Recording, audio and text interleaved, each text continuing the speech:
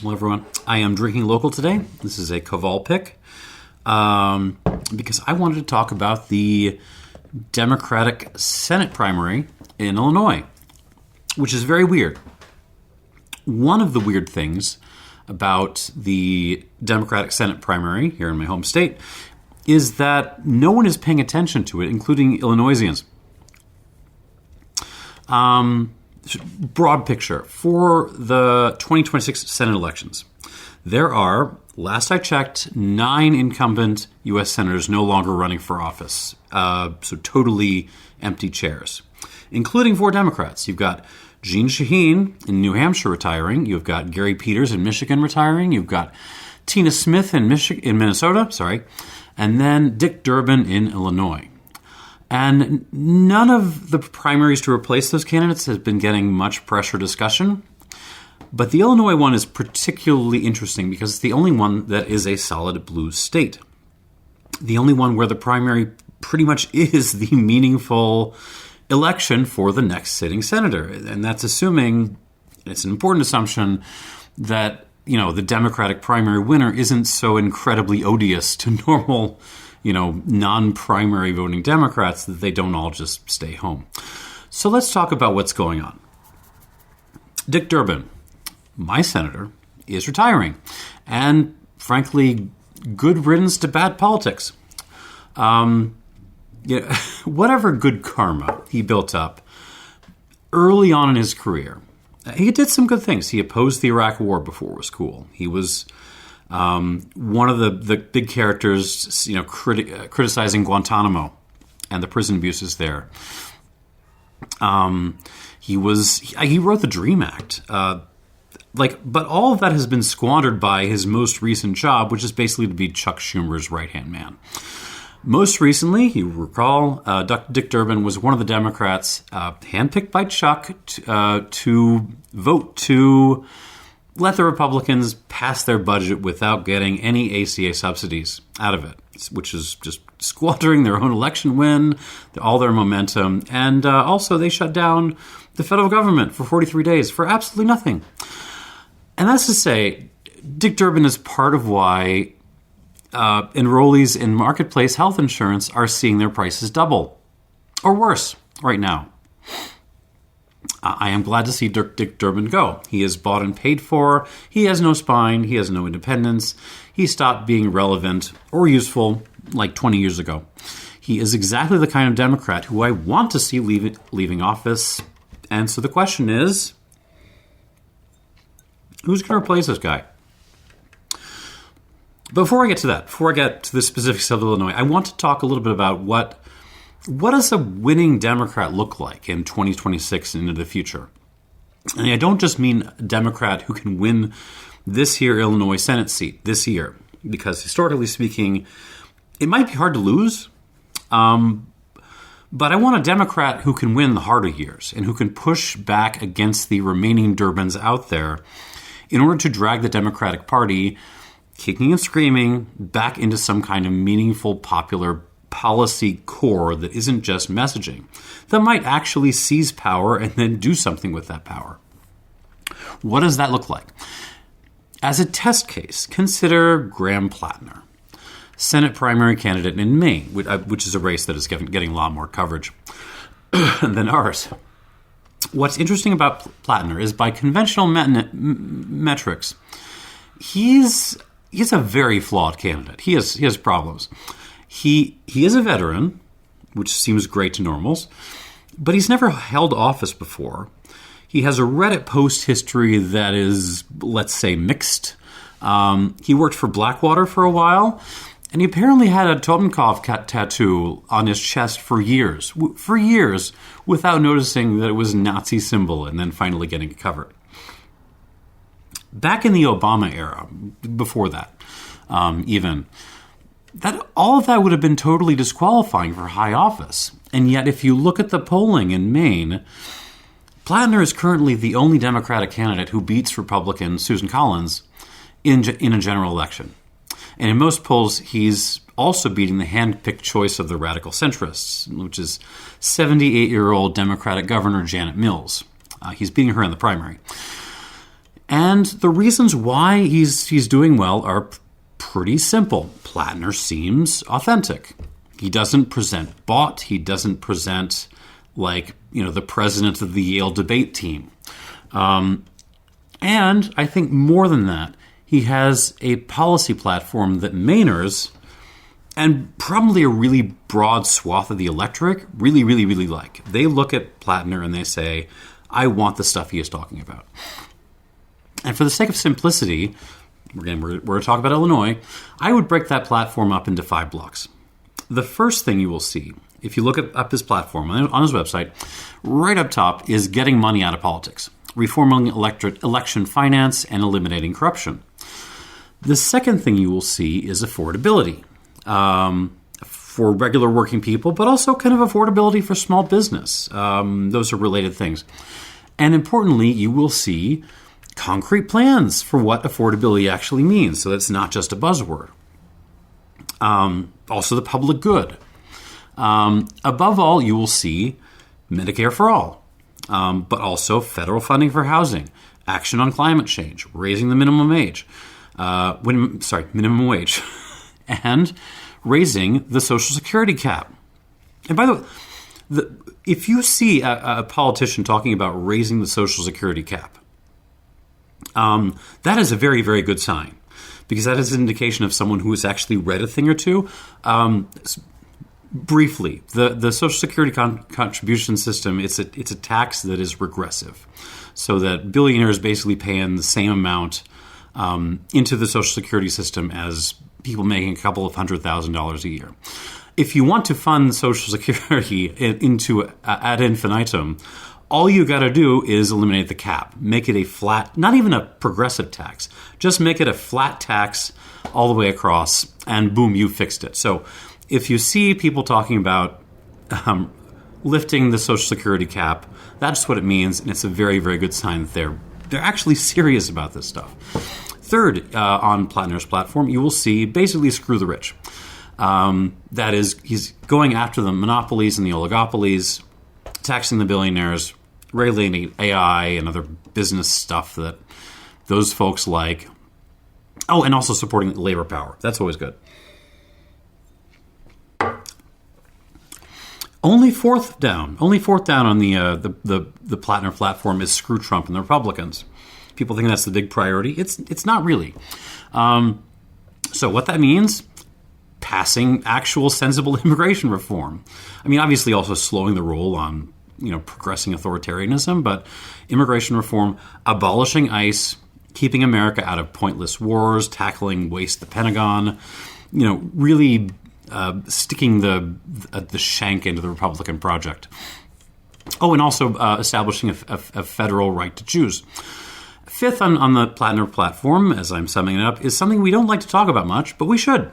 Namely, reigning in Israel.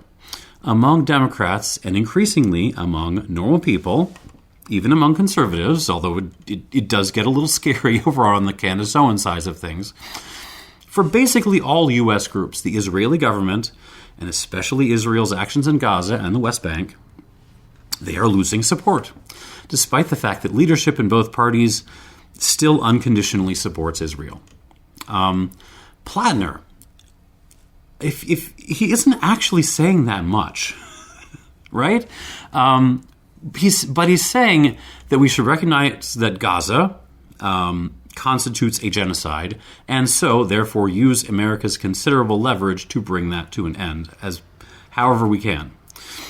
And to make that case, to present that as a policy proposal is not just moral, and it's not just popular among normal people. It's politically savvy because it breaks Platner from Schumer and the rest of D.C. in a way that makes him look independent, which is a very, very, very good look right now. It is a way to make yourself look independent. So whatever your personal views on Israel, please keep that in mind as just like a political point. So let that platform, the Platner platform in a broad sense, represent the kind of thing winning Democrats should be running on. So to sum up again, sorry, there's something going on over there. Number 1, campaign finance reform and eliminating corruption. Number 2, affordability and the public good, and actually getting specifics on that. Number 3, screw the billionaires and the oligopolies. Number 4, screw Trump and repudiate Republican policies. And number 5, reign in Israel. All of which are presented in specific policies rather than just vapid generalizing. And keep in mind, I don't point to Platner because he's a perfect candidate. He isn't. He will admit to that. And I'm sure someone in the comments, by the way, is going to complain about his brother or the Blackwater thing. And, you know, I mean, if you want to be paranoid, that's fine. You can vote for Janet Mills. She's right there, if you prefer. My point, to the contrary, is that he's kind of a nobody. He's very much a flawed candidate. And yet, with this kind of pitch and a detailed articulation of it, he's winning right now anyways. In Maine, the purplest of purple states, like regular Maine people are looking at the guy who had the death's head tattoo on his chest and saying, I really want Medicare for all. I'm going to vote for that guy anyways. So, I mean, I do personally like Platner's policies, mind you. I do. I want them to happen. I think they would be very good for the country, and I have arguments about why. But my point is, the way I'm making this argument is that this is a winning platform even if you disagree with it. The old logic from 30-odd years ago was that Democrats needed to, run to the center, to drop everything remotely leftist and run a kind of bland center-right policies, a mush, if they wanted to win a general election. But in an era when the most popular ideas on the Democratic side of things are the ones farthest left, when Bernie Sanders is the most beloved statesman in the country in multiple polls, this logic has been turned on its head. It doesn't apply anymore. Voters do not want safe center-right mush. They want genuine, meaningful change, and the Platner platform, I think, is a good representation of that. So that can be the blueprint. So back to Illinois. Let's finally talk about Illinois. If we're looking for someone to not just win this coming election for Durbin's seat, but to win the future elections and to use our big old blue state to kind of anchor the entire party in a way that then the whole party can win future elections and also maybe fix the country while they're at it. That would be nice. Then we should vote not just for a candidate who's better than Durbin, because at this point it would be hard to do worse, but more concretely, someone who's closest to the Platner platform in terms of what they're actually pitching to voters. And that's where this starts to get frustrating. And indeed where the primary starts to get weird, because there is no prominent candidate who is really loudly trying to do that. Let's go. There are, last I checked, 10 candidates in the Democratic primary. And according to a January Emerson College poll, the plurality response for voters polled at 46% was, I don't know. Most people are still undecided. Not most. Plurality. Only 3 candidates are currently polling above 5%, and I'm going to focus on them. Although do keep an eye on school teacher Kevin Ryan. He's only at 2% right now, but he's really probably the most Platnery of this lot. So the current polling leader at 31% is Raja Krishnamoorthi, House Representative for Illinois 8, which is basically Schaumburg. You have got Juliana Stratton, the lieutenant governor under Pritzker. She's at 10%. And then kind of third in line is Robin Kelly, House Representative for Illinois 2, which is like, it's the Chicago South Side, and most of the people are there, but then it really extends into the suburbs and going further south at 8%. The first bit of good news I'm going to give you is that, at least on paper, all of these characters are at least marginally better than Durbin and have actually shown some willingness to push back against Trump. The bad news is that none of them are obviously Platnery. Let's go through these in order. Krishnamoorthi, who is currently leading by like a 20-odd points or so in the polls, and also bombarding my area with ads. You cannot turn on a TV without a Krishnamoorthi ad. This guy's an old Obama veteran. He helped Obama get into the Senate back in 2004. That's kind of where he got his start. But that's not where he made his money or his career. He made his money by being one of the founders and the former president of, I'm going to mess up this pronunciation, Sivananthan Laboratories. I said it before turning the camera on, but I still can't get it right. Anyways, they make military equipment, especially infrared sensors, but they sell stuff to the military. And that was his job before he took Duckworth's old seat in 2016. In Congress, he's a member of a ton of groups. There's 20-some groups he's a member of. But most prominently, he is in the New Democrat Coalition, which is the kind of pro-business center-right coalition among the Democrats, and also the Congressional Blockchain Caucus. He's a China hawk. He is pro-Israel. His biggest piece of legislation was the Thompson-Krishnamurthy Act, which basically funded vocational education to be done in coordination with local businesses and their hiring needs. On the other hand, he does have a history of pushing back against Trump, especially on immigration, and he voted with Biden 100% of the time. So there's that. Let's see. Krishnamurthy has by far the biggest war chest of this campaign. It's somewhere around 24 million so far. And I mean, in that number, a lot of the press has been about some of that being from Trump donors, like Palantir and stuff. But if you look at the actual breakdown, far more has come from the healthcare industry, from law firms, from real estate, and from finance. Take that for what it's worth. If you go and read the policy plan he puts on his website, there's a lot of detail, overwhelming detail, one could even say, but the overwhelming emphasis is on a return to the kind of Clinton, Obama, Biden status quo. So restore SNAP, restore Medicaid, restore the child tax credit, restore tax deductions for union dues, restore basic antitrust enforcement, restore infrastructure funding, restore clean energy projects, that kind of thing. And beyond that, he's pitching stuff like, what did I write down? Tax credits for first-time home buyers and certain kinds of businesses. Tax cuts for certain Social Security benefits. A little bit more negotiation on drug prices, low-interest federal loans for childcare facilities that are opening up, also farms.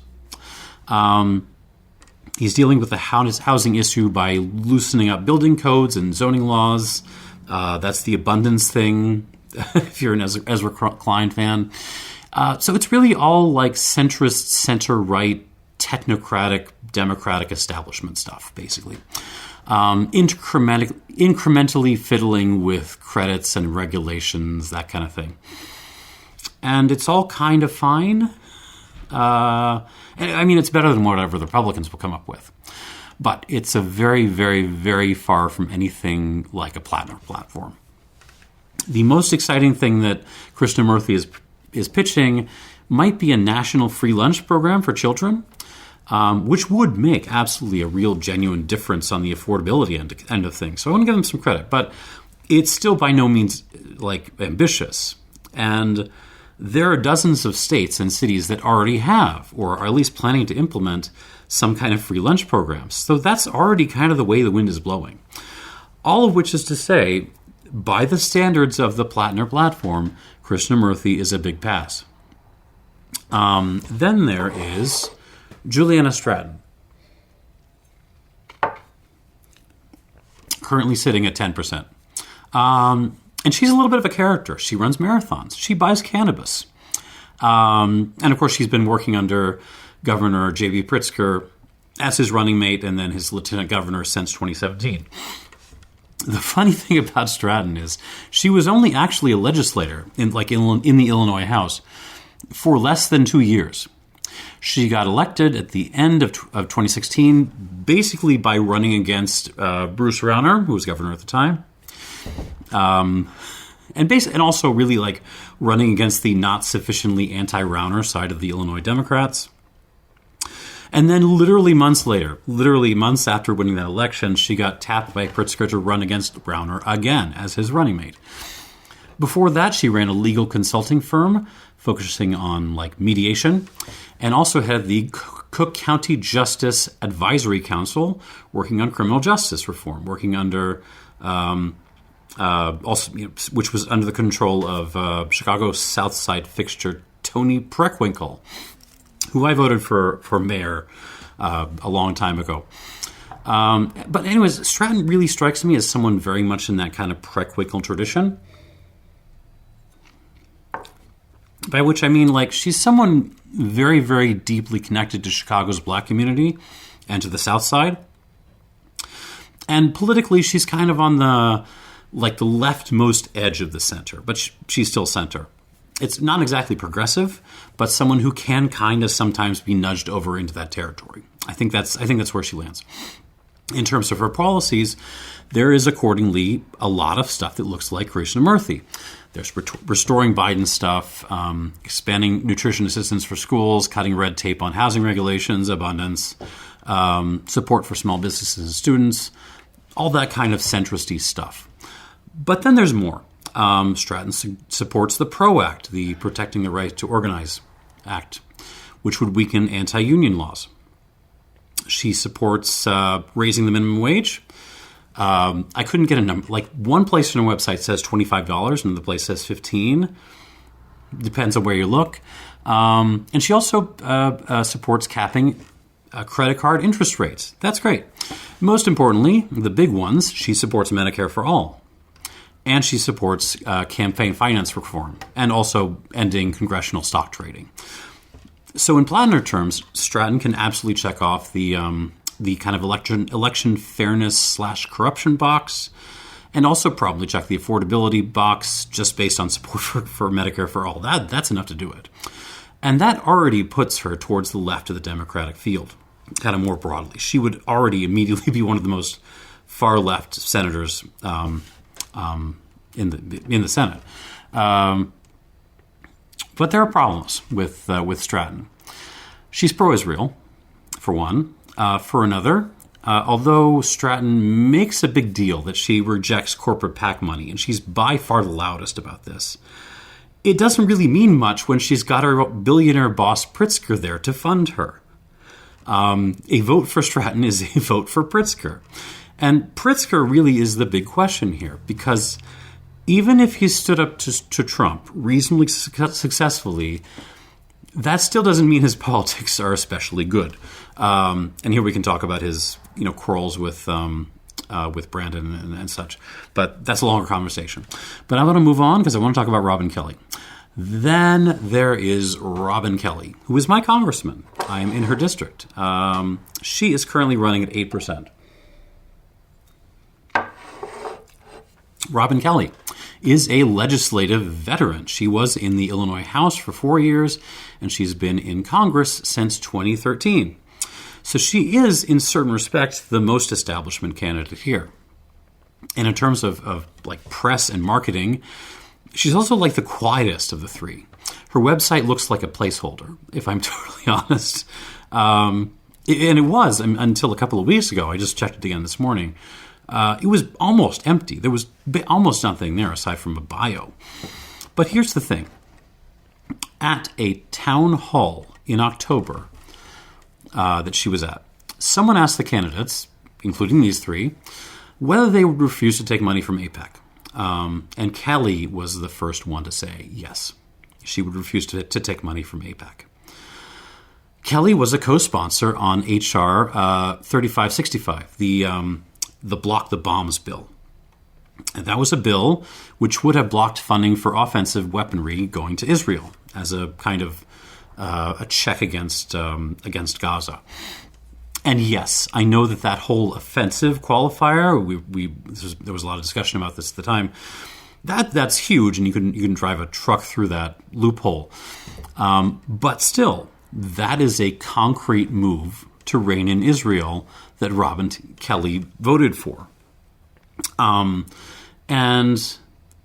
even if she even if she still claims to support Israel, and she does, check that part of the Platner platform, because that's, I think, even like modest moves in that direction is enough to kind of to be meaningful. And then it goes. If we can go a little bit deeper on this, if you can find her platform on her absolute mess of a website, the first thing you will see on the top is tax a billionaires. So check that part off too. And then further down, she supports lifting the Social Security contribution cap. I already talked about that. That is a very good sign. She supports raising the minimum wage to $17. She supports pushing down energy costs, capping childcare costs, capping rent hikes, and, by the way, banning price gouging on rent. She supports federally funding affordable housing. Yes. And she supports Medicare for all. She's even in the Medicare for all caucus in the House. So big check on affordability. And to top it off, she also just proposed impeaching Kristi Noem a few weeks ago. She's impeaching Kristi Noem. So yeah, big old check on screw Trump. Things are looking good. All of it looks good. So what is the problem? What is the problem with Robin Kelly? Well, despite her stated policies and her, we're closely approaching the Platner platform, Robin Kelly is kind of running a shitty campaign. She supports election finance reform and anti-corruption stuff among elected officials. So she gets a check on that too. But you'd never know it. You'd never support that was something she supported unless you dug like really deeply into write-ups on little debates held at like labor union meetings. Likewise, there's absolutely no mention of her position on Israel unless you go looking for it. When she was interviewed, this really hurts.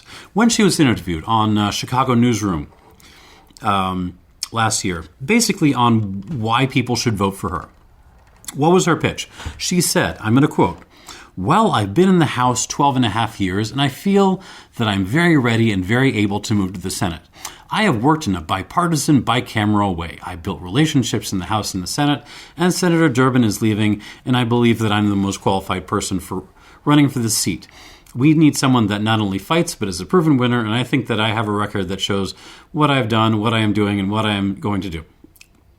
So basically, to sum that up, vote for me because I'm most qualified.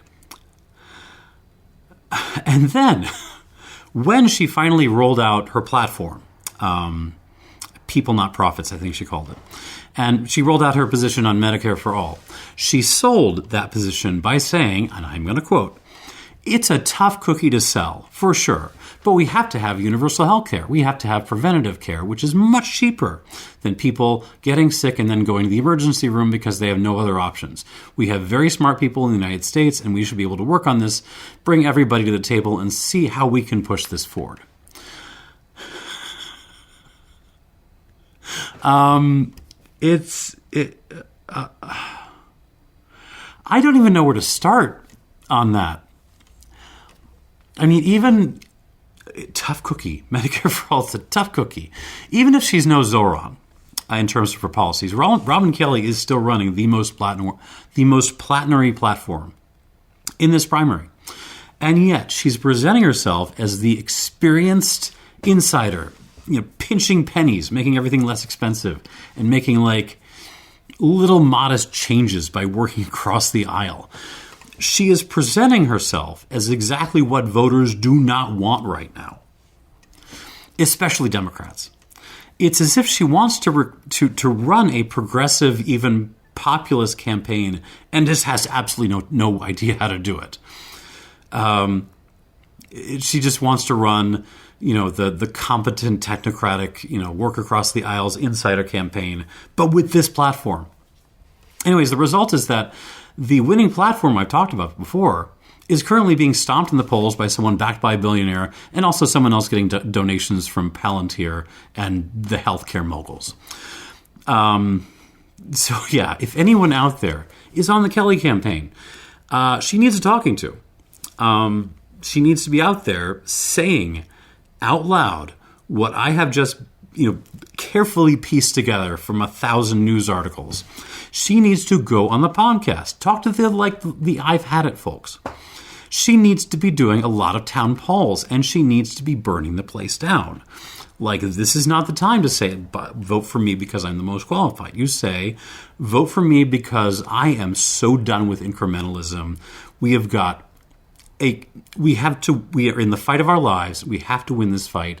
And even if we have won, we have a couple of months to fix everything, or we're just going to have to do all this again. And then you present your platform for fixing everything.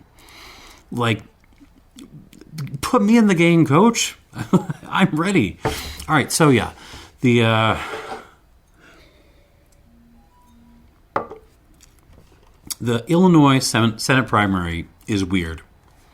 It is weird because no one is paying attention and no one cares, despite the fact that we're a blue state who's about to send someone to the Senate for probably 10 or 20 years, potentially longer. It's weird because the boring establishment candidate is actually the one furthest to the left. It's weird because 31% of Democratic voters want the guy who made his fortune selling stuff to the military.